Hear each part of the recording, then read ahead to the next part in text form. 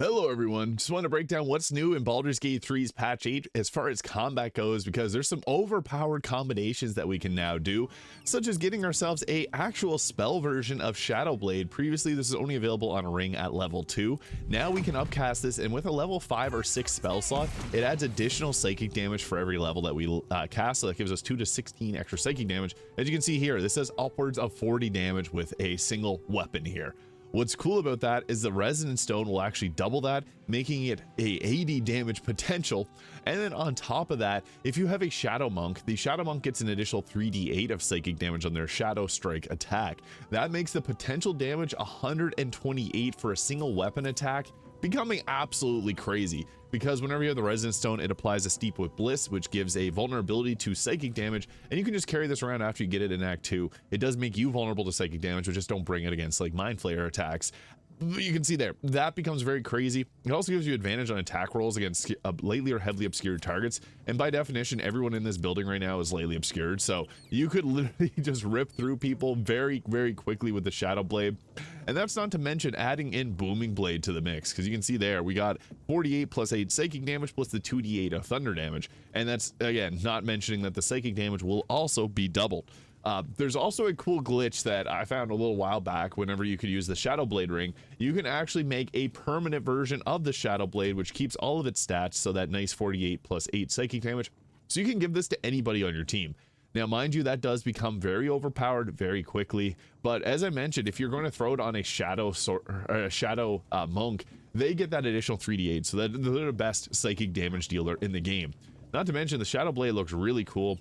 So just to give you an example, like we'll just tag a Jahara here, and you can see the damage that you can do with this is pretty crazy. 60 psychic damage in a single hit. I'm sorry, Jahara, you're pretty beat up after that one, because the Shadow Blade plus Booming Blade is quite crazy. She didn't get the hit with the Booming Blade, but whenever they move, it can do it upwards of 3 to 24 thunder damage when they move. Yeah, this combination becomes crazy because you can use Booming Blade every single turn. Previously on the stress test, you could use that every action, that becomes obviously overpowered. But the Eldritch Knight receives a big buff because they can also use the Booming Blade cantrip as well. And there's also a new cantrip in town with the Staggering Smite, or a new spell, I should say.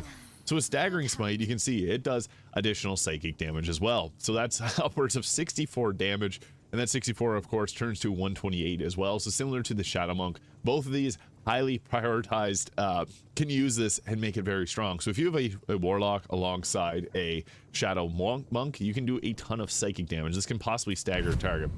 I'll attack again, because it's likely to take out whoever it's going to attack. Bonk, 62 plus 50 damage. As I mentioned, that is kind of crazy. So this can literally be just done with a couple spell slots from the Warlock. So you can buff this in. You can always short rest afterwards too. That's a nice thing about this. And this is even with the Hexblade's curse applied, which now I think is a good time to talk about, because the Hexblade Warlock is, I think, to be the best new subclass. I've been getting a lot of questions because people say it's pointless to take Pact of the Blade. It's not actually pointless to take Pact of the Blade, because with Pact of the Blade, you get an extra attack, and you don't get that from the Hexblade. But what's cool is these actually combine into the same skill. So whenever you take Pact the Blade, the Bind Hex weapon becomes together to give you the ability to apply the Hexblade's curse. So with this, you get a 20% chance of applying the Hexblade's curse whenever you use a Bind Hex weapon. I heard that you can continually spam this for an additional 20% every single time. I haven't had the best luck with getting that to work, but you can see there, we'll just do it 5 times. And then we'll go ahead, whoever we attack is going to get obliterated. So I'll just do a regular normal attack here. You can also see the Shadow Blade appear there, and we apply the Hexblade's curse. Perfect. What's cool about the Hexblade's curse is whenever you apply that, if you hit level 6, you can take out the target and it'll raise an accursed specter. And this is really useful because the specters are going to give you a ton of extra survivability as they take hits for you. So yeah, the Hexblade's curse, pretty easy to apply whenever you do stuff like that. He just saved on it there. Still 44 psychic damage. You become a lethal assassin with the Shadow Blade. And the Shadow Blade spell is available if you are it's available to Sorcerers, Warlocks, Wizards, level 7 Arcane Tricksters, and level 8 Eldritch Knight per the Baldur's Gate 3 wiki. This is actually kind of crazy because, yeah, it's not going to be as strong on other classes, but as I mentioned, you can make a permanent version. What you have to do is you have to get a hireling to summon in, create the Shadow Blade. I have a video on my channel of it, but once you dismiss the hireling, if they have items in their pocket, they're going to create a actual item version of the Shadow Blade, and then you just rehire them at Withers, and you now have yourself a Shadow Blade. So that is actually very game-changing. Staggering Smite can literally like one-shot most people. Yeah, this becomes quite strong quite quickly. We also have Banishing Smite, but it's not even worth using Banishing Smite when we have something like Staggering Smite doing psychic damage.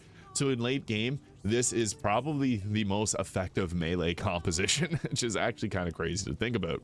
Now, I can't go without talking about the Death Domain Cleric because it brings a lot of new stuff too, like the Toll the Dead cantrip, and it can actually target 2 people with its Necromancy cantrips. Recommend taking Bone Chill here because you can actually learn both Bursting Sinew and the Toll the Dead. These are the 2 new spells. This does a 1d8 necrotic damage if the target's full of health, or 1d12 if they are damaged, and Bursting Sinew will do upwards of a 3d10 of piercing damage, exploding a corpse. You do need to have a corpse, and they can't be deleted or taken out by like necrotic damage or burnt, because then the corpse is not good enough for this cantrip. But yeah, Death Domain is not, it's not a game changer as far as being OP. I did post a build of the Hexblade mixed with the Death Cleric because level 2 you get the Touch of Death, which adds additional necrotic damage to your attacks. This works well with, you get, like, as I mentioned, the Warlock gets the 2 attacks with Pact with Blade, and combining these together you can get yourself a lot of extra necrotic damage. But necrotic damage sucks really badly. Also, Touch of the Death does apply on Inflict Wounds since that's a melee spell, so you can do a ton of necrotic damage. Again, necrotic damage is some of the worst damage in this game until level 6, whenever we get ourselves the Inescapable Destruction, ignoring resistance to necrotic damage. This is perfect because at level 6, you're likely going to be into Act 2, where everything in their dog resists necrotic damage, so you're not going to be doing a whole lot of damage yourself unless you have that ability there. So this makes these actually useful spells. And just to show you, I guess, what the... I guess we got to do a melee spell, so we'll get in close range here. We alternatively could just do a melee attack to apply the Touch of Death. It hits really hard too. I guess we'll be taking him out, so that doesn't really apply it. But yeah, whenever you do the Touch of Death, you get to do an additional necrotic damage on your attacks, and we're just finishing them off. So here, I finally triggered it because I didn't take him out in one shot. So the Touch of Death, it can give you additional +5 necrotic plus a 2d12 necrotic damage whenever you apply this. So actually kind of powerful. You also get your ability to add necrotic on our normal attacks too with the Divine Strike necrotic. So once you reach level 8, you get additional damage on your attacks. Now, this isn't meta changing, but it makes necrotic damage actually usable for once. And I know a lot of people really like necrotic damage and kind of the necromancy vibes. So this could multi-class well with the necromancer wizard as well. You could also multi-class this with the druid. The nice thing about the wizard is if you build around intelligence, you can learn like Circle of Death from scrolls and Dethrone. And in addition to that level 6/6 split, you can ignore resistances, so your Circle of Death and Dethrone becomes so much more powerful. Now, the Giant Barbarian, this is actually my favorite subclass because not only do you get a suplex at level 10, but we can now use any weapon we want as a throwing weapon. So this is actually a pretty big meta change. I still think the Throw Zerker, if you're going to use something like Nirolna, the Throw Zerker is still going to be better. But once we get ourselves up to level 5, we get the Boot of the Giants. We can kick a target away. And this does a bit of damage, but we can knock them off ledges as a bonus action, which is huge. We also get ourselves the extra attack. But once we hit level 6, this is where this changes everything. Elemental Cleaver. And you have to be raging to use this, but you can add acid, cold, fire, lightning, or thunder damage to your attacks, and it gains a thrown property. Previously, if you didn't have the thrown property, like if you wanted to throw Baldur and Giant Slayer without using anything, it's not going to do a lot of damage. And Baldur and Giant Slayer is an awesome weapon. One of the late game best weapons we got. Does 2d6 plus 11 slashing damage, depending on if you got strength potion on. But if we're to throw it normally, it doesn't do that much damage. So if we're just going to go and apply it, sorry, Gale. You go, see, yeah, not a very good hit chance either. So you can literally go ahead with this, and we'll try that again, and try to land 1 damage. Getting hit with that gigantic sword and it does 1 damage is kind of crazy. Now, whenever we apply the, you have to be raging to be able to do this, the Elemental Cleaver, we add additional damage. I prefer to cold because we can get the Snowburst ring. Whenever the Whaler deals cold damage, they create a 4.5 meter circle of ice below the target, which can create crowd control just by throwing your weapon.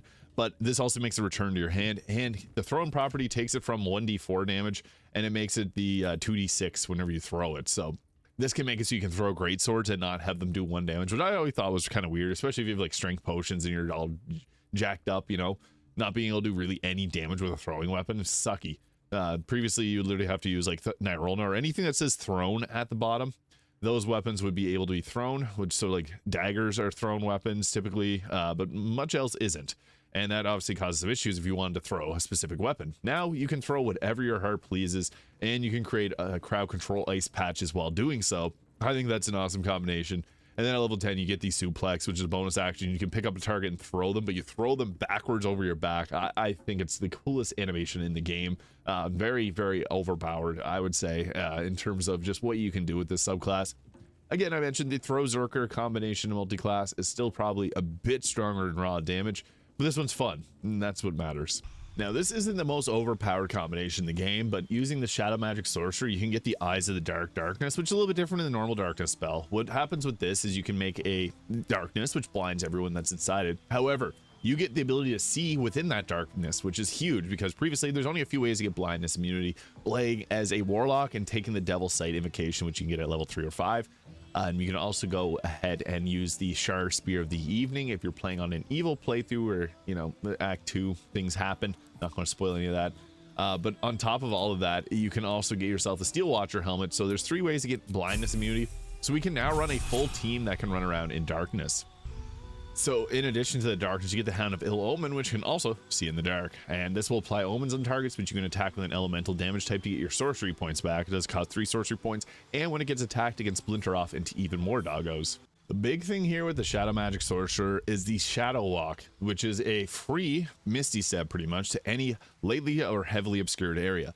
And this will give you distance spell on top of that, so you get 50% increase in your range. Now, where this becomes crazy is you can create your own patch of darkness and then hide out in it using your Shadow Walk there to be able to teleport to it. So yeah, we got our Shadow Walk here, and you can see we can like there's a lot of places, because this is a very heavily obscured area, but even if you were to go outside, there's a lot of lightly obscured areas here, which it works very well. So you can see any of the shadows, you can just go around and teleport to them. What's awesome about this is it does give you an increased range for your spells. So you can see there, we can do a Chain Lightning for miles and miles. Getting a 50% increase to your spell range is pretty crazy.